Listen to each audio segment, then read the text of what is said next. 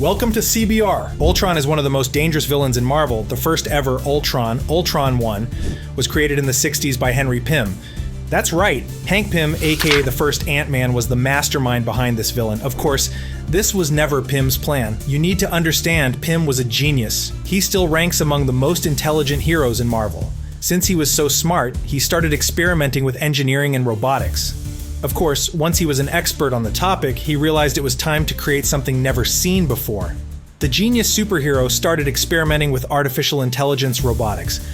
He wanted to create something incredible, but he never expected the consequences of his invention to be so terrible. Upon creation, Ultron betrayed his maker and then hypnotized him so he would forget Ultron existed. Then, Ultron used Pym's technology to upgrade his own technology.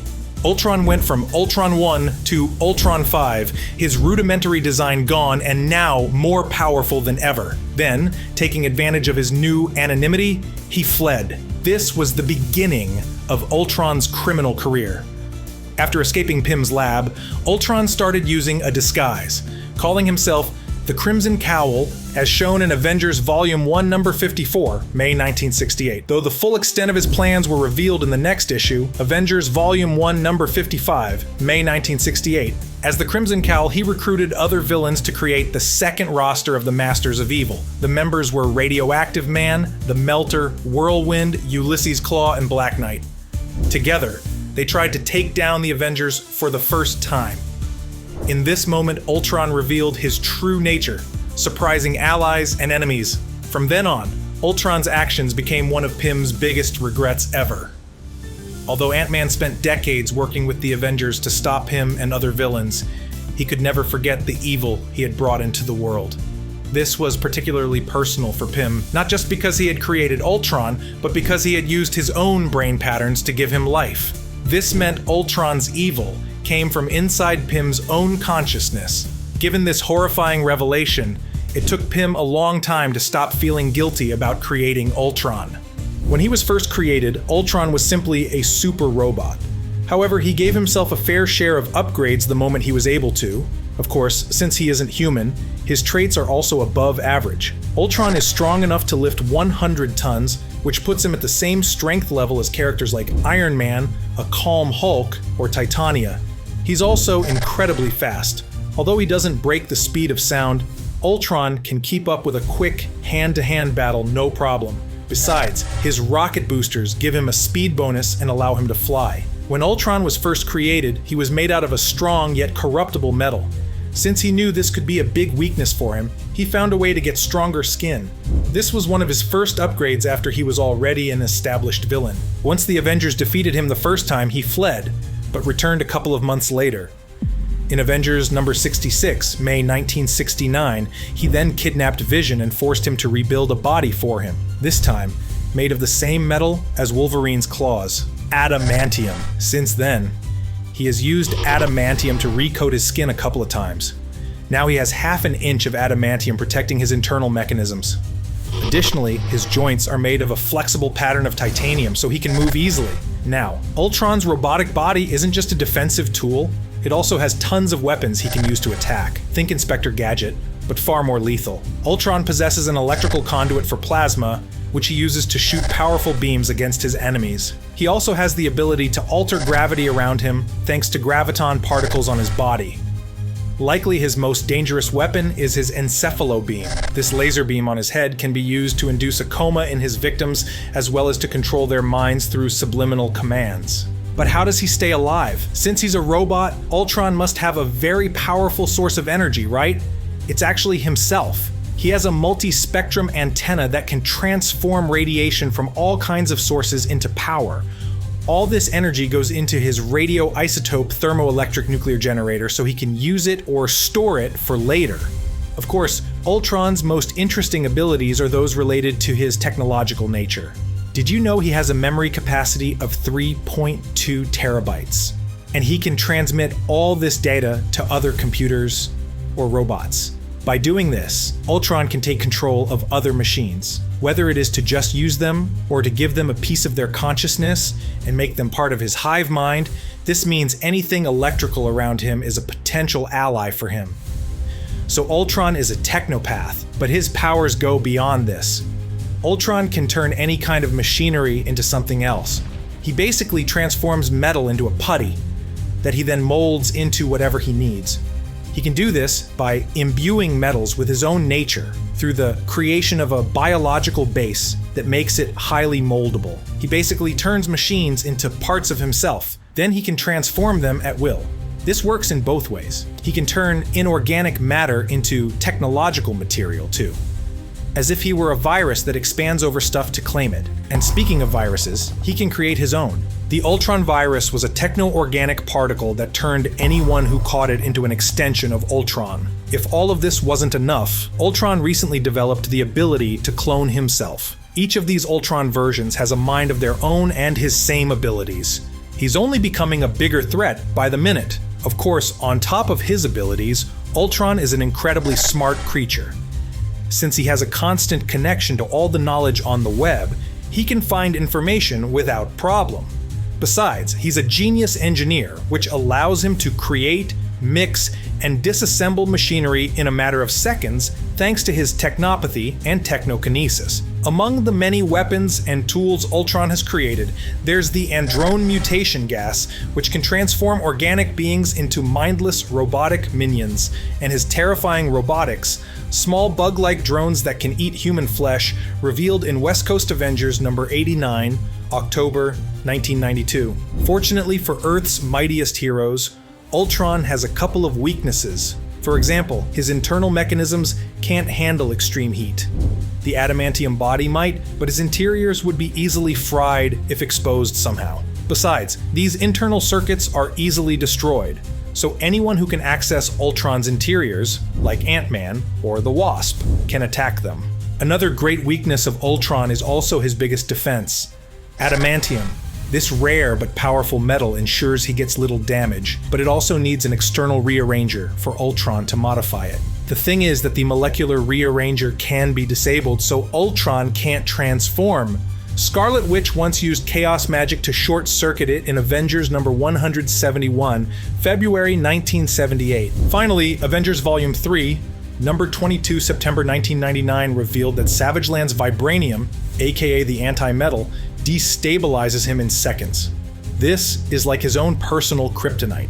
You've probably heard about Jocasta in recent MCU news.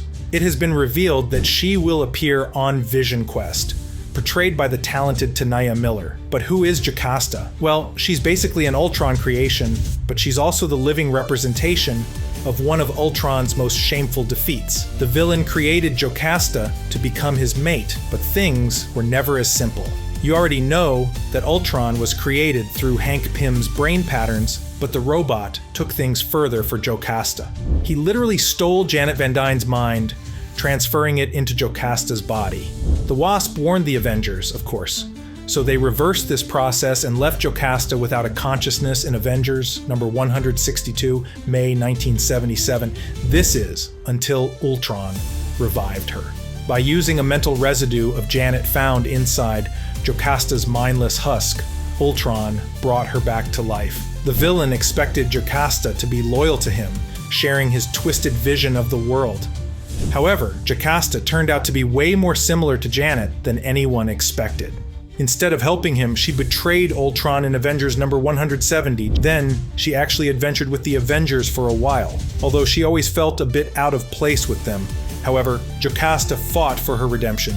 She even sacrificed herself to stop Ultron in Marvel 2-in-1 number 93, July 1982, but she was later resurrected. Up until now, Jocasta is the embodiment of one of Ultron's biggest failures. He wanted a companion, but instead, he created a hero and a relentless ally for the Avengers.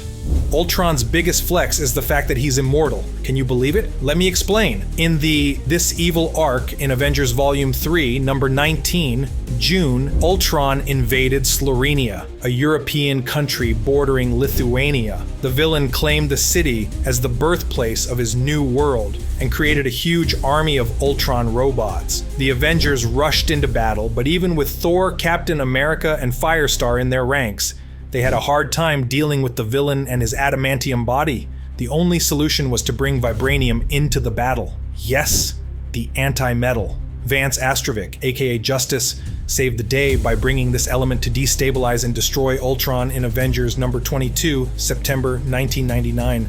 Of course, the villain didn't stay down for long enough. Marvel revealed that Ultron had implanted a secret program, the Ultron Imperative, inside his robot brides, who had implanted it on their offspring. This programming ensured Ultron's survival through any means, so when the villain died, they all unknowingly started rebuilding him. Jocasta was working for Tony Stark at this point, but she wasn't capable of going against the Ultron Imperative's programming. She reprogrammed Iron Man's armor to become a vessel for the next Ultron. This version of Ultron found a way to take control of Vision and pitted him against the Avengers. Ultimately, Vision was killed by She-Hulk. This was one of the many tragedies that led to the disbandment of the Avengers during Avengers Disassembled in Avengers number 500, July 2004. Through the Ultron Imperative, both the superheroes and the fans learned that Ultron was truly unstoppable, unless his whole memory was erased. Otherwise, the 3.2 terabytes that make up his personality can be transferred into a new body countless times. This makes us wonder if he will return to the MCU someday. What do you think? You have heard of Age of Ultron, but do you know about Rage of Ultron? So you already know a bit of Hank Pym lives inside Ultron. The scientist used his own brain patterns to bring the robot to life. So in a way, he's like an evil version of the first Ant-Man. Given this, Pym felt that it was his responsibility to take down Ultron. As revealed in Rage of Ultron Vol. 1 Number 1, April 2015, he lured him into a fake deathbed, claiming he needed to see him before dying. When Ultron arrived, a vibranium-covered ship kidnapped him and propelled the robot into space. The aircraft crashed on Titan, one of Saturn's moons. Here, Ultron lived in isolation for decades, harboring an uncontrollable anger against Pym for tricking him. Of course, as soon as he had the opportunity to escape, he did it. First, he took control of all the Eternals by hacking into ISAAC, their AI and main pilot. Then he flew his new army to Earth, ready to conquer it. In the final battle, Hank lowered his guard after hearing of his memories being inside Ultron. The villain took advantage of this and phased into Hank, destroying his body and merging his mind with the villain's. This was a horrifying experience for both of them. In fact, Ultron stopped his conquest immediately, escaping in horror. With time, the two consciousnesses melt into one, with Ultron assimilating Pym. However, since he looked identical to the hero, Ultron returned to Earth and pretended to be Hank, so the Avengers would accept him into their ranks in Uncanny Avengers Volume 3, Number 12, August 2016. Everyone did, but Janet. The Wasp soon noticed this wasn't Hank, her partner throughout the years. Then, they sent Ultron into the sun after literally fusing him to a ship. Still, Ultron shrank and used a neutrino as shelter until it was safe for him to return. So, by now, you know Ultron is one of the biggest threats in the Marvel Universe, especially when it comes to science fiction stories. But did you know that he also delved into magic a bit? After taking down Ultron for what felt like the 100th time, the Avengers decided this time they would imprison him at the Microverse inside a vibranium cage, sealed by Asgardian Magic in Ant-Man Volume 3, Number 3, No More Escaping.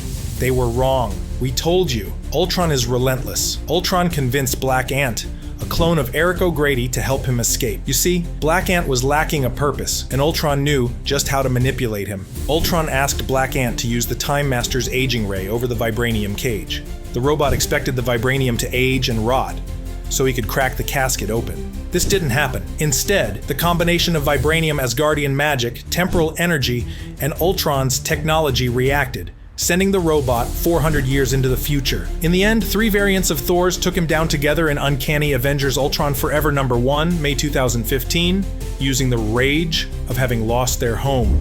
Ultron debuted in the MCU 10 years ago. Time truly flies, doesn't it? In the MCU, this villain wasn't created by Hank Pym. Instead, it was Tony Stark who developed Ultron as a global defense program. Since he was using the Mind Stone as a power source, the defense program became sentient. He then realized the biggest threat to Earth were humans. The Avengers had to stop Ultron from eradicating humanity, but it cost them plenty. Considering the kind of threat that Ultron poses, it's likely the character will only be back for flashbacks. But here's hoping things are different. After all, Ultron is no stranger to resurrecting. There's still plenty from the comics that can be used in the MCU. What would you like to see? Let us know in the comments below, and remember to subscribe. Until next time, thanks for watching CBR.